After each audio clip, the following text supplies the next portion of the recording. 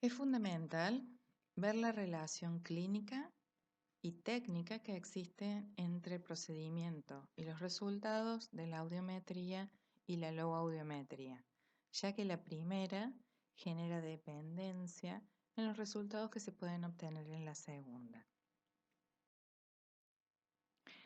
Aquí tenemos dos estudios, una audiometría y una logoaudiometría, donde básicamente se expresa una coincidencia entre ambas curvas.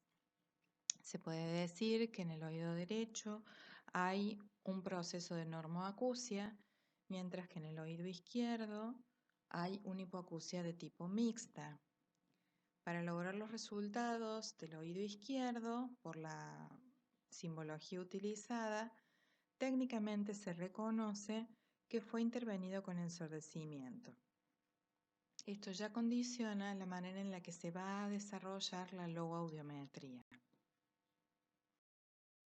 Al observar un poco más detenidamente esta audiometría, podemos reconocer que en el oído izquierdo hay selectivamente un proceso que está afectando tanto al sistema de transmisión del sonido, en cuanto a la topología, observamos que afecta a oído externo y oído medio, y también observamos que se afecta la neurosensorialidad del sonido por el descenso de ambas vías.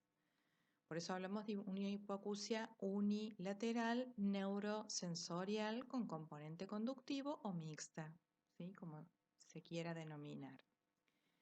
Lo significativo aquí es que este tipo de hipoacusias y este tipo de conformación no revela si la patología que está causando la hipoacusia está afectando el órgano de Corti con una cortipatía o es retrococlear y afecta posteriormente en la vía el sistema auditivo.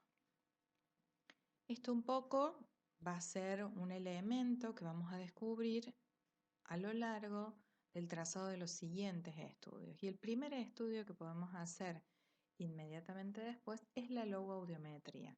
Es por eso que es tan importante reconocer las coincidencias interestudios.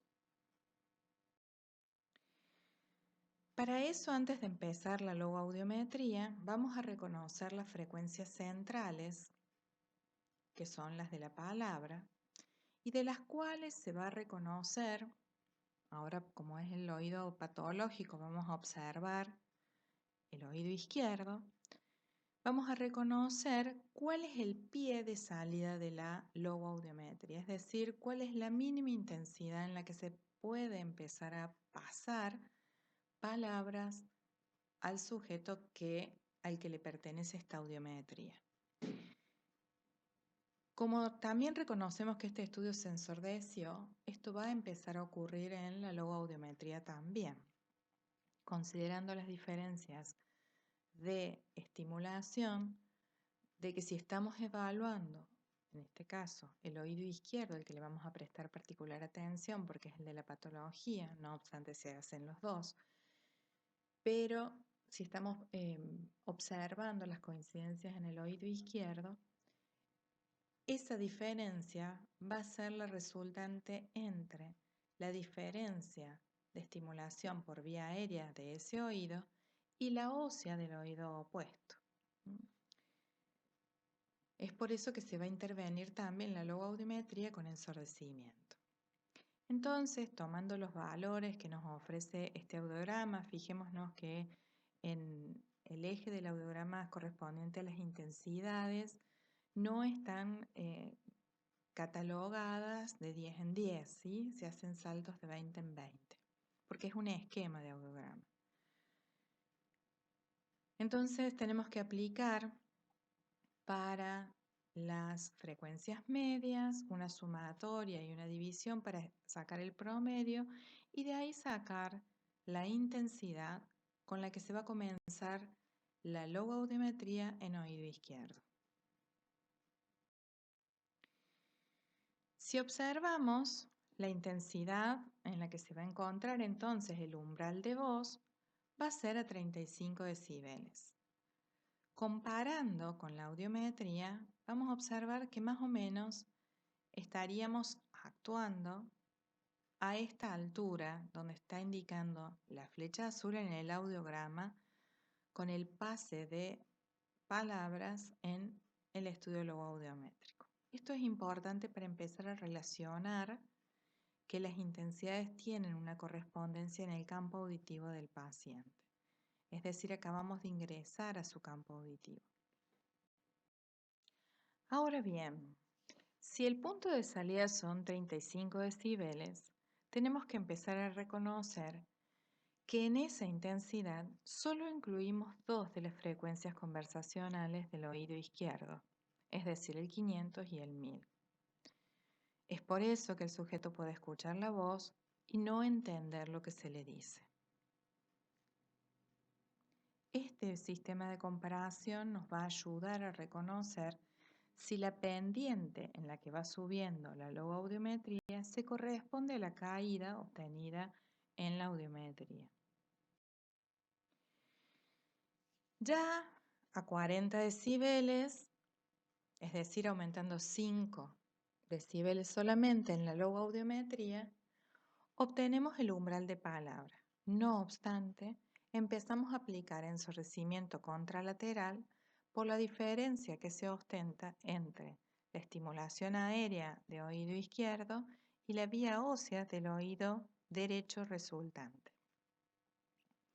Seguimos en esta intensidad solamente incluyendo dos de los componentes de frecuencias conversacionales que se observan en el audiograma. Entonces ya tenemos un pie conformado por un umbral de voz y un umbral de palabra.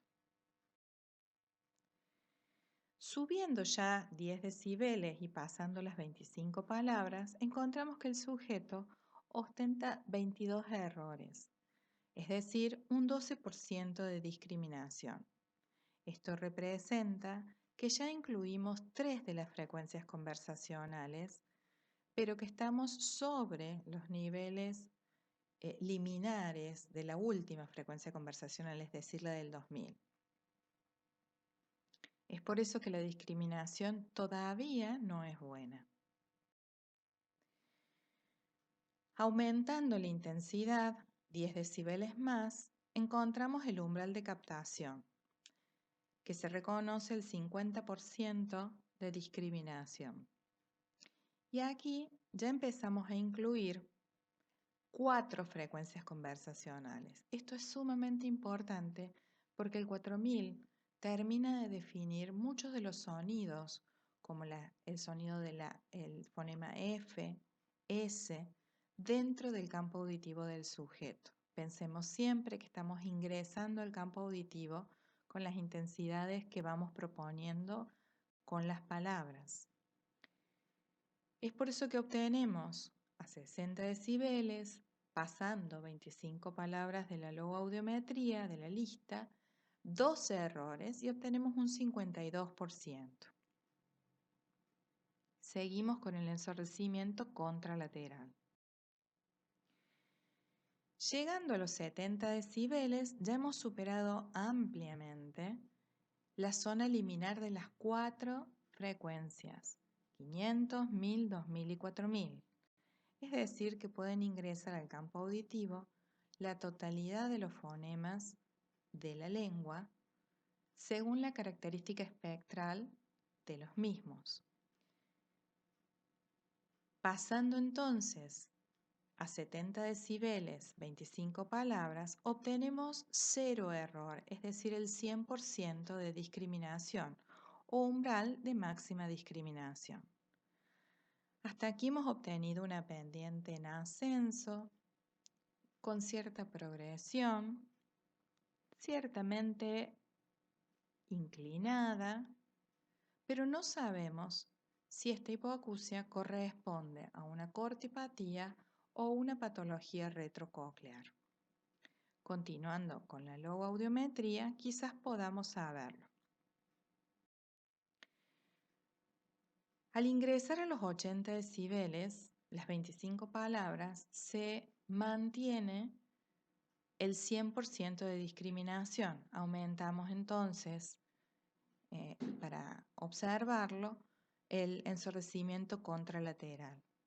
Esto es sumamente importante porque a esta intensidad, y por eso está mencionada con esta línea en violeta, esta flecha en violeta, se puede empezar a operar un descenso en la discriminación debido a que es una intensidad máxima en donde la discriminación puede disminuir a partir de ella, no antes. A 90 decibeles pasamos las 25 palabras y se obtiene un error, por lo que consideramos 96% de discriminación. A 100 decibeles, el error se manifiesta en 2 instancias de las 25 palabras y se obtiene en un 92%. Es decir, se transforma en lo que cotidianamente se menciona como una curva en campana, donde obtenemos un umbral de máxima discriminación en las máximas intensidades. Esto manifiesta reclutamiento en el caso del paciente y es una patología coclear o endococlear. Es decir, que esta hipoacusia corresponde dentro del componente neurosensorial a una cortipatía. Por lo tanto, la forma de la logaudiometría se corresponde íntimamente con la obtenida en la audiometría, entendiendo que es parte de la construcción clínica interestudios de un mismo paciente. En caso de haber diferencias, estamos frente a otro tipo de cuadros que es preciso reconocer por la información obtenida en el ingreso del paciente en la epicrisis.